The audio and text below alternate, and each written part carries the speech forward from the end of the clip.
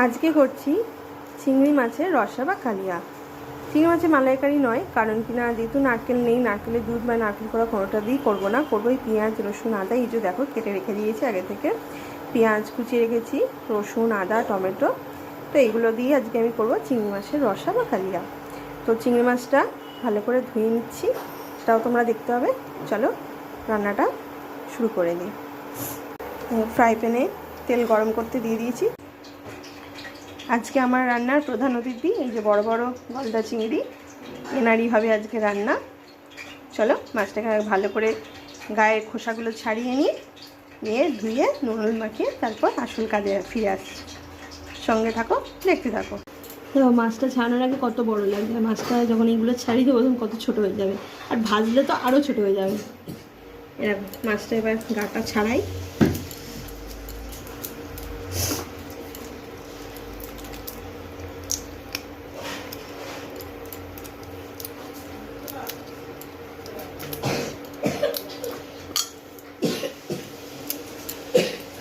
লেজটা এটা ছাড়িয়ে দিলাম।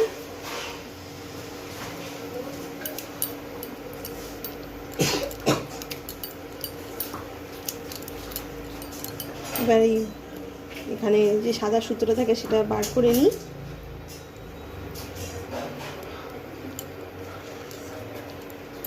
দেখো ছাড়ানোর পর, ঠিক আছে।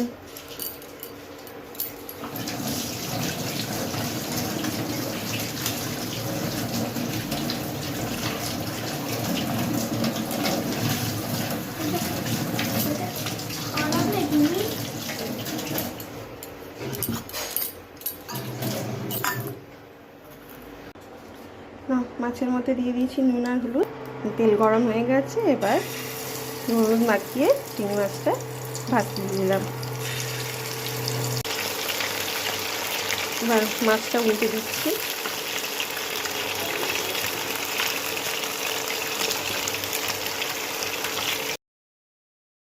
না, মাছগুলো ভাজা হয়ে গেছে, এবার আমি তুলে নিচ্ছি। মাছ যে ভালো সেটা বোঝা যায় কিসে বলো তো, কারণ তেলে ভাজলে একটা সুন্দর স্মেল ছাড়ে, তখনই বোঝা যায় যে মাছটা ভালো, টাটকা মাছ। আর মাছটা ভাজতে ভাজতে তেলে এত সুন্দর একটা স্মেল ছেড়েছে না, আমার সত্যিই ভালো লাগে। আমার সেই জন্যই বুঝলাম মাছটা সত্যিই ভালো আর টাটকা। এখানে রাখছি।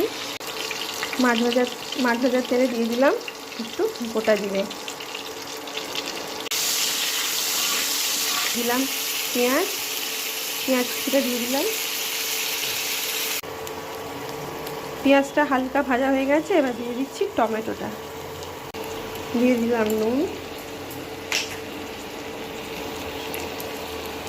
দিয়ে দিচ্ছি আদাটা গ্রেট করে, রসুনও গ্রেট করে দিয়ে দিলাম। টমেটোটা নরম হয়ে গেছে, একদম স্ম্যাশ হয়ে গেছে। এরপর এক একে দিয়ে দেবো নুন হলুদ লঙ্কা গুঁড়ো ধনে গুঁড়ো জিরে গুঁড়ো, এগুলো সব পরপর দিতে থাকছি।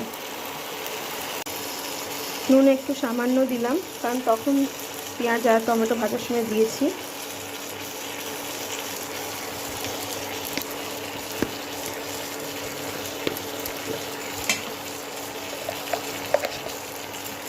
দিয়ে দিচ্ছি হলুদ গুঁড়ো,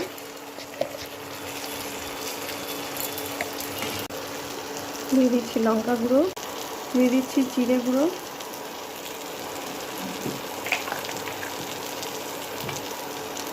দিয়ে দিচ্ছি ধনে গুঁড়ো,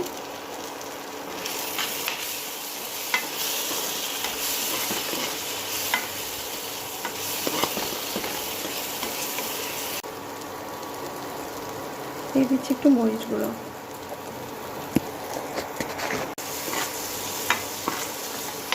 সব কিছু দিয়ে দিয়েছি, দিয়ে দেবো সামান্য একটু চিনি। আমি রান্নায় চিনি ব্যবহার করি না, কারণ আমি মিষ্টি পছন্দ করি না, তো তাই রান্নায় আমি চিনি দিই না। তো এটাতে একটু না দিলে ভালো লাগবে না, টেস্টটা ব্যালেন্স হবে না, তাই সব কিছু দিলাম। দেবো একটু সামান্য চিনি, দিলাম একটু চিনি।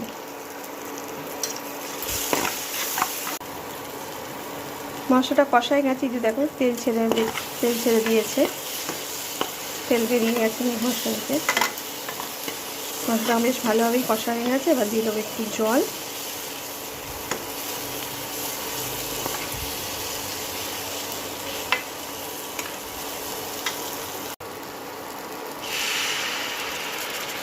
সামান্য জল অ্যাড করেছি।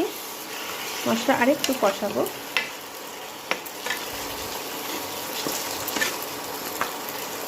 কারণ আমি এটা খুব একটা ঝোল ঝোল রাখবো না, গ্রেভি গ্রেভি রাখবো, ভালো লাগবে।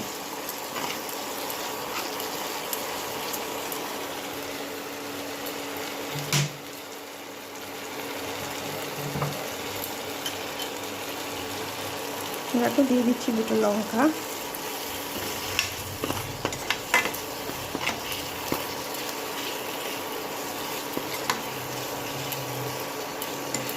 এবার মাছগুলো দিয়ে এটাকে ভালোভাবে কষিয়ে নেব। আমি এর মধ্যে অ্যাড করে দিচ্ছি মাছগুলো।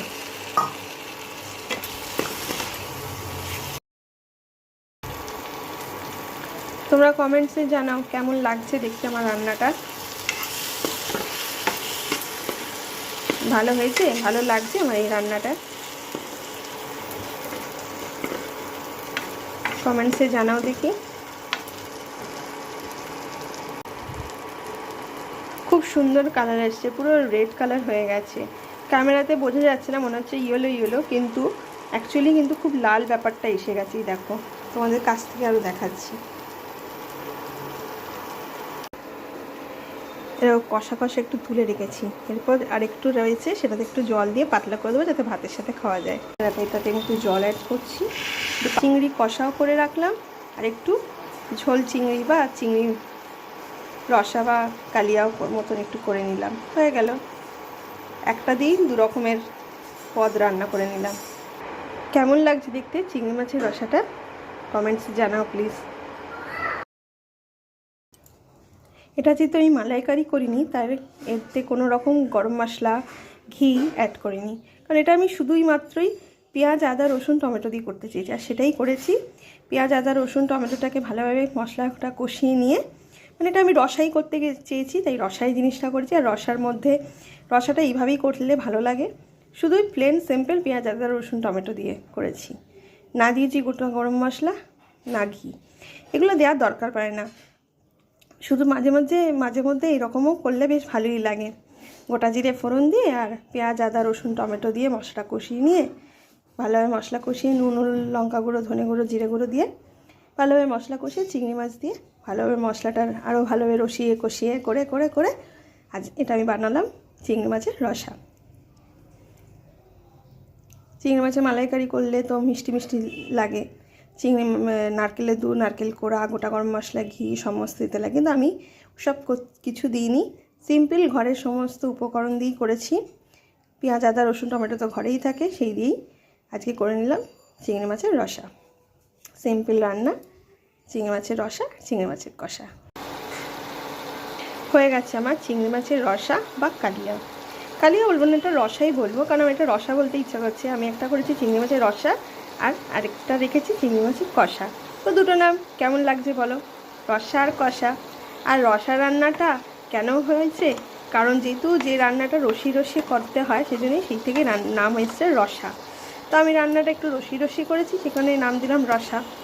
আর যেহেতু আমি ঘটি বাড়ির মেয়ে, সেই জন্য আমি রসা নামটা বেশ ভালো মতন জানি, আর সেইভাবেই করতে জানি। তো যে রান্নাটাকে রসি রসি করতে হয়, সেই কারণেই নাম এসছে রসা। তো আমি এটাকে নাম দিয়েছি চিংড়ির রসা। আর যেহেতু কষা জিনিসটাও করেছি, আগে কষিয়ে নিয়েছি, মশলা ভালোভাবে কষিয়ে নিয়েছি, তাই সেই কষা জিনিসটাও একটু রেখেছি, তার জন্য আছে চিংড়ি কষা, আর এটা করছি চিংড়ি রসা। তো কেমন লাগছে বলো? নামটা কেমন লাগছে আর রান্নাটা কেমন হয়েছে সেটা কমেন্টসে প্লিজ জানাও তোমরা। তোমাদের উত্তরের আশায় রইলাম। চলো, আজকে আমার দুপুরের লাঞ্চ এটাই, চিংড়ি মাছের রসা দিয়ে, চিংড়ি মাছের কষা দিয়ে গরম গরম ভাত, গরম গরম চিংড়ি মাছের রসা, গরম গরম চিংড়ি মাছের কষা। হয়ে গেছে আমার চিংড়ি মাছের রসা। আজকে রান্নার শো স্টপার চিংড়ি মাছের রসা। চিংড়ি মহারানীর চিংড়ির রসা, আর একটা করেছি রেখেছি চিংড়ি কষা। এটাতে আমি আর কিছু অ্যাড করব না, কারণ এটাতে আর অন্য কিছু দিতে গেলে এটার টেস্টটাই নষ্ট হয়ে যাবে। তো এটার যে টেস্ট এখন এসছে, তো এটাতে আর অন্য কিছু দিলে সেই টেস্টটা একটু অন্যরকম হয়ে যাবে, তাই জন্য আর আমি এটাতে কিচ্ছু অ্যাড করিনি, কারণ এটা বেশ রসা রসা ঝাল ঝাল ব্যাপারটা আছে। ভালো লাগবে। আজকে করেছি চিংড়ি মহারানীর চিংড়ির রসা কষা।